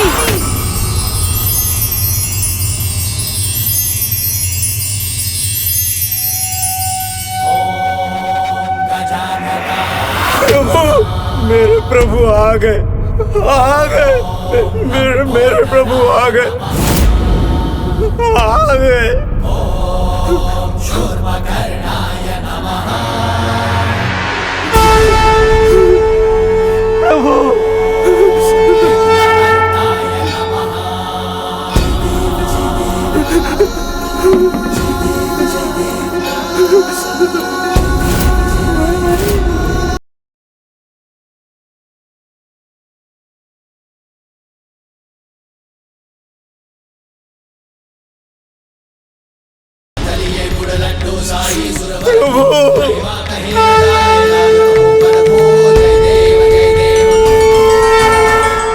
प्रणाम प्रभु। प्रभु, मैं कल्पना तो नहीं कर रहा हूँ, स्वप्न तो नहीं देख रहा हूँ, वास्तव में आप ही है ना प्रभु? स्वप्न नहीं, सत्य है। तुम्हारा मेरे प्रति प्रेम सत्य है, तुम्हारा प्रेम भरा आमंत्रण सत्य है, और मेरा यहाँ होना भी सत्य है। तो फिर इतना प्रेम भरा आमंत्रण भला मैं कैसे स्वीकार न करता? मैं धन्य हो गया प्रभु, आपने मेरी पुकार सुन ली। मैंने कहा था ना, मेरे प्रभु अंतर्यामी है, वो मन की बात सुन लेते हैं। मेरे प्रभु आ गए। प्रभु मैं धन्य हो गया प्रभु।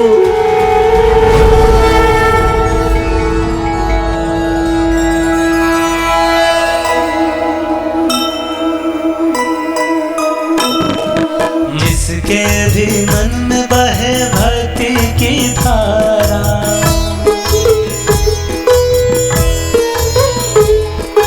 प्रभु उसके सपनों को देते आकारा।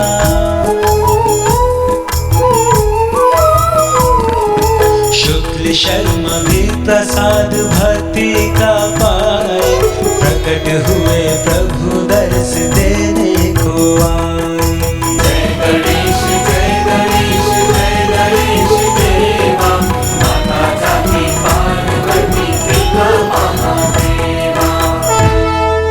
प्रिय, प्रभु आए हैं, उन्हें भोजन नहीं कराओगी? किंतु वो भोजन तो जो भी हम भक्ति भाव से प्रस्तुत करेंगे, प्रभु उस भोजन का भोग लगाएंगे। चिंता संकोच सब त्याग दो प्रिय। मैंने कहा था ना, वही भोजन तैयार हुआ है जो प्रभु को खाने का मन था। जी स्वामी, मैं अभी लेकर आती हूँ।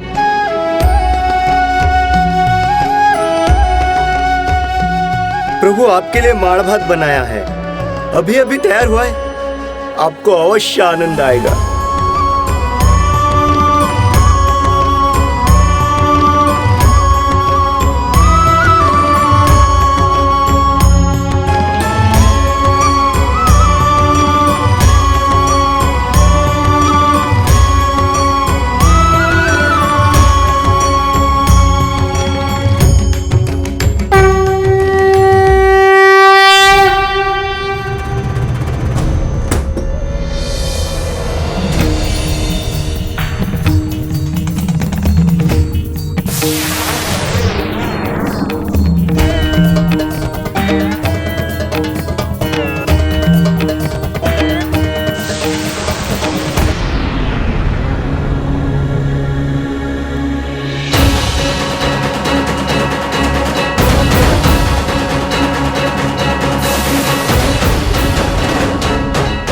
हमने राजभवन में इनके लिए 56 भोग का भोज तैयार किया, और ये यहाँ इस दरिद्र के घर में माड़ भात खा रहे हैं। प्रेम से परोसे माड़ भात में जो आनंद है, वो किसी राजभवन के 56 भोग में भी नहीं। यहाँ आने के पहले हमें कोई सूचना नहीं दी इन्होंने, और अब ये हमारा आतिथ्य का, हमारे भोजन का अपमान भी कर रहे हैं। क्षमा कीजिए प्रभु, हम भोजन के साथ मिष्ठान नहीं बना सके। इसमें कैसी चिंता, अब तो शीघ्र माता के हाथों के बने अनेकों लड्डू खाने का अवसर मिलने ही वाला है। मुझे करना क्या है, बस काशी आने का उद्देश्य संपन्न कर माता के पास ही तो लौटना है। ये किस उद्देश्य की चर्चा कर रहे हैं? क्या है इनके मन में? कहीं ज्योतिष जी का कहा सत्य तो नहीं? आप कुछ भी कर ले, वो काशी पर अपना अधिकार जमा लेंगे। आपको क्या लगता है, आपको भ्रम है ना कि वो आपकी राज की रक्षा के लिए यहाँ पर आए हैं? नहीं महाराज, बिल्कुल भी नहीं। वो आपका संपूर्ण राज्य हड़पने के लिए आए हैं। यदि ऐसा है तो मैं इनका विशेष सत्कार क्यों करूं? खाने दो यही साधारण भोजन इन्हें।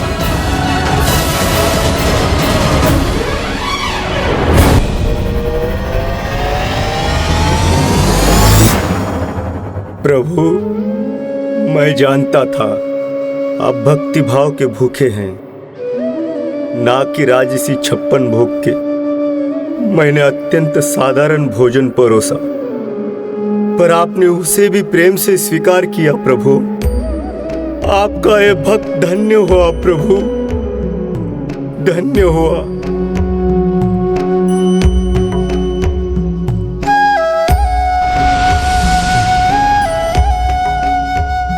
क्या हुआ? आप मेरे भोजन पात्र को इस प्रकार क्यों देख रहे हैं? क्षमा कीजिए प्रभु, आपको भोग चढ़ाने के बाद अमृत रूपी प्रसाद प्राप्त करने का जो अभ्यास है,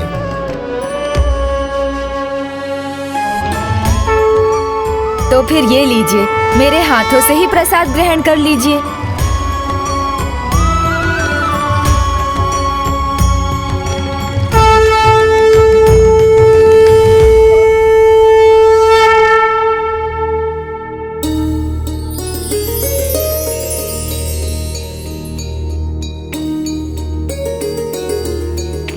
प्रभु, ये माड़ भात तैयार करने वाली मेरी पत्नी, इसे भी प्रसाद मिलना चाहिए।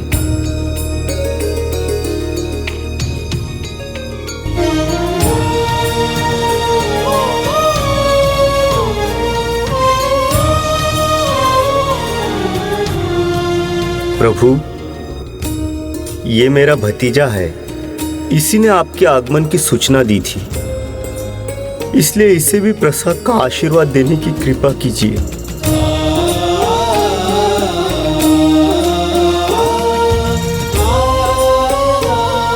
हमने इसको इतनी खरी खोटी सुनाई तो हमें तो प्रसाद से वंचित ही रहना होगा।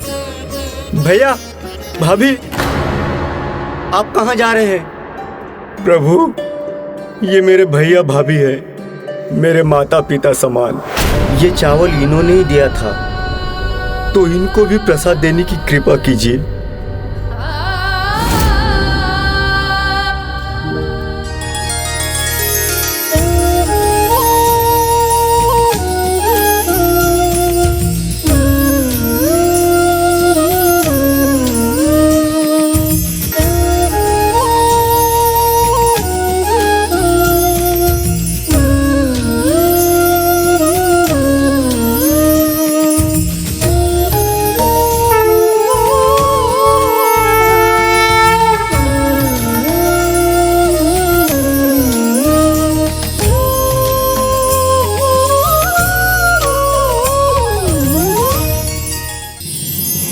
हमें क्षमा कर देना भाई, हमसे बहुत बड़ी भूल हो गई।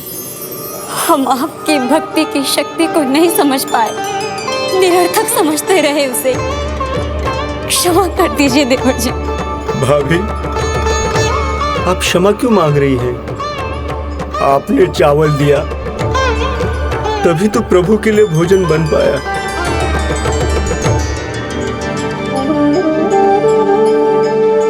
आज मैं समझ गया, विश्वास से बढ़कर कुछ नहीं। सच्चा विश्वास हो तभी भगवान मिलते हैं। हाँ,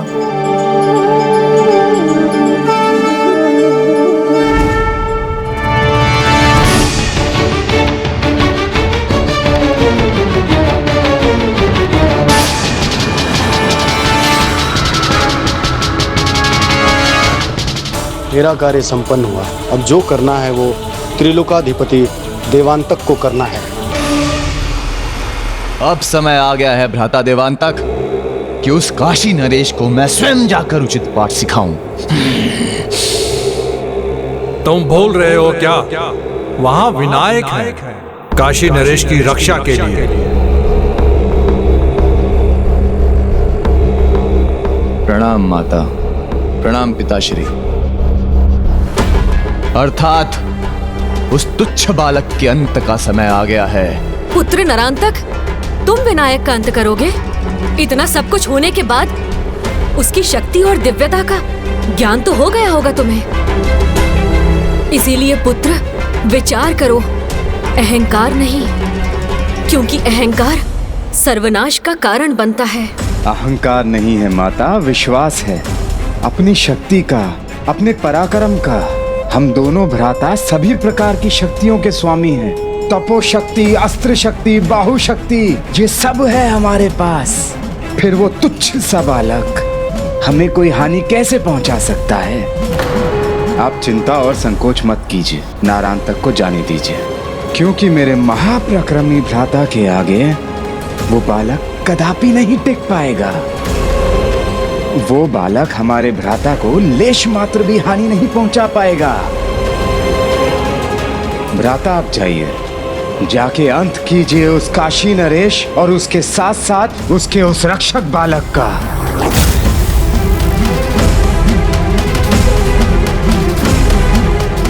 आज्ञा दे माताश्री, पिताश्री। पुत्र! नारांतक और देवांतक की मां के मुख पर यह भय शोभा नहीं देता। भय भी तो उन्हें होना चाहिए जो आपके पुत्रों के विरुद्ध खड़े हैं।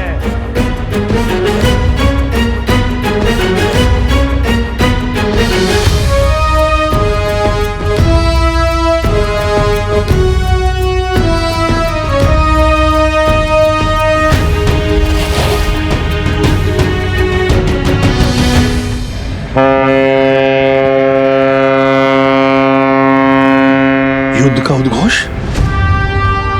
महाराज, महाराज सावधान, शत्रु ने आक्रमण कर दिया। परंतु विनायक जी कहाँ हैं स्वामी?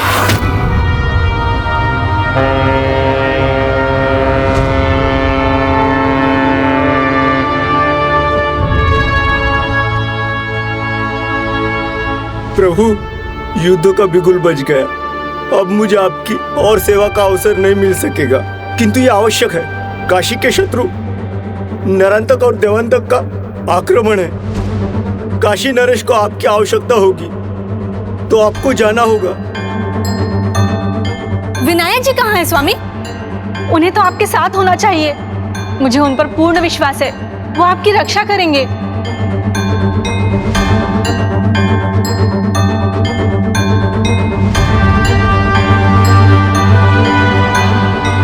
नहीं स्वामी, मैं आपको विनायक जी के बिना कहीं नहीं जाने दूंगी।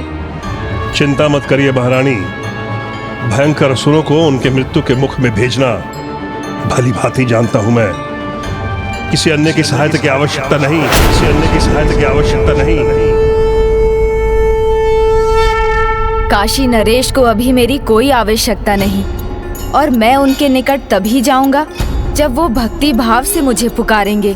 तब तक मैं अपने भक्त के पास ही रुकूंगा, आप लोगों की भक्ति और सेवा का आनंद लूंगा।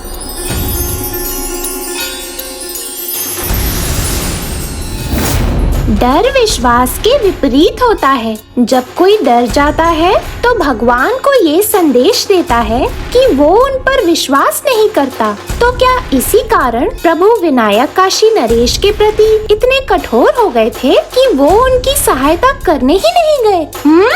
बताइए ना प्रभु।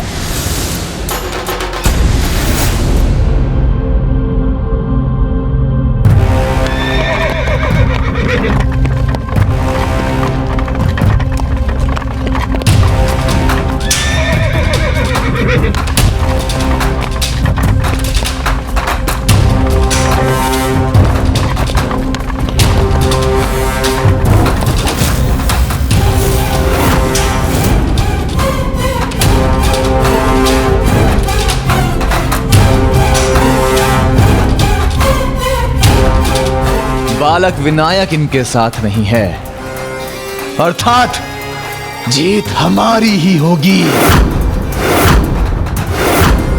काशी नरेश, कहाँ है वो बालक जिस पर तुम्हें इतना विश्वास, इतना घमंड है? जिसके बल पर तुमने महान देवांतक और नारांतक को चुनौती दी है, जरा हमारे सामने लाओ उसे। मुझे अपने बाहुबल पर विश्वास है और तुम पर विजय पाने के लिए मेरी भुजाओं की शक्ति ही पर्याप्त है। शुक्ल शर्मा, आपको मुझ पर विश्वास है या अपनी भक्ति पर? आपके सामने तो मैं अज्ञानी हूँ, परंतु इतना अवश्य कहूँगा, भगवान ही भक्त के भक्ति का आधार है। भक्ति के रूप में भक्त के हृदय में भगवान का वास होता है। यदि भक्त को अपने भक्ति पर विश्वास है तो उसका यही अर्थ है कि उसको अपने भगवान पर अटूट विश्वास है। कभी कभी भक्ति का दंभ करने वाले भक्त भी इस गहराई को समझ नहीं पाते, किंतु आपकी भक्ति ने मुझे आपके पास आने के लिए ही नहीं अपितु आपके पास रहने के लिए भी विवश कर दिया है। मैं आपसे अति प्रसन्न हूँ शुक्ल शर्मा। असुरों को हराना तो बाल्यकाल से ही मेरा प्रिय खेल रहा है और आज भी मुझे उसमें आनंद मिलता है।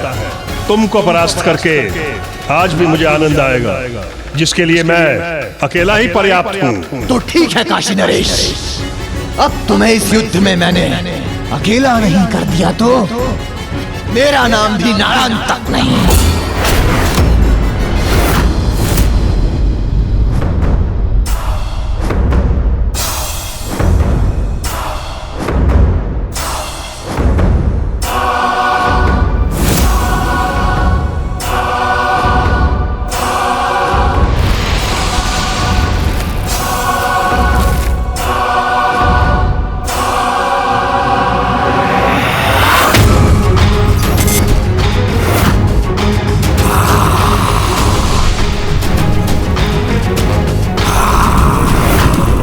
यह असुर तो अत्यंत भयंकर है, भयानक लावा है इसके मुंह में। पीछे हटने में ही हमारी सुरक्षा है।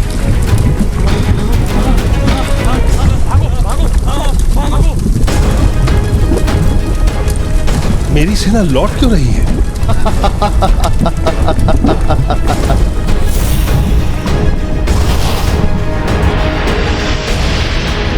काशी नरेश, तुमने कहा था ना कि तुम युद्ध में अकेले होगे, तो लो मैंने तुम्हें युद्ध में अकेला कर दिया। आओ करो मुझसे युद्ध, वो भी अकेले। सिंह अकेला होता है तब भी सिंह ही रहता है नारांतक, और तुम जैसे भेड़ियों का आखेट करता है।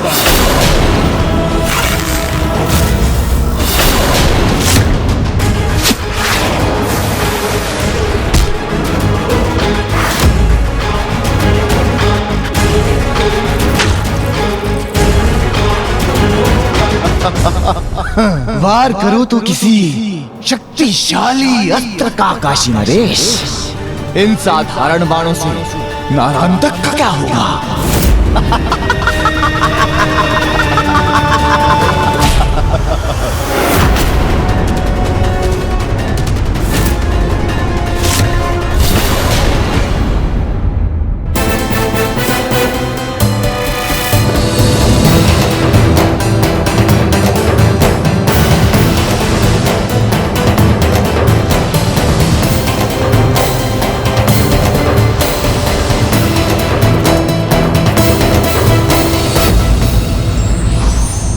जब कोई व्यक्ति अपने विवेक के स्थान पर दूसरे के बहकावों में विश्वास करता है तो निश्चय ही अपनी हानि करता है।